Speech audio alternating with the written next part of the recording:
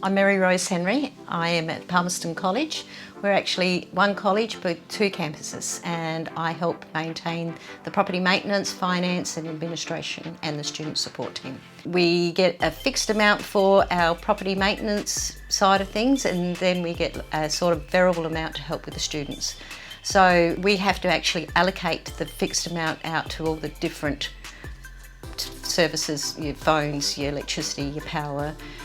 It's just basically look after the money, monitor it and know on historical information where you need to be putting the money budget against what sort of work.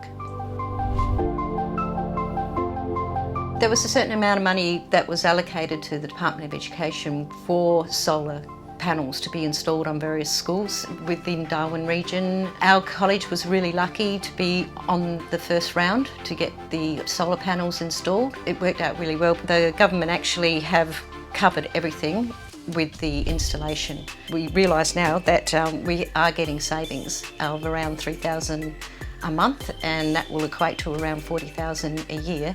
And that money, it can be used elsewhere, whether it's student related, or improvement of the properties, fixing up the gym, more furniture, replace things like our whiteboards and installing more computers. There's lots of things that can be done with these savings.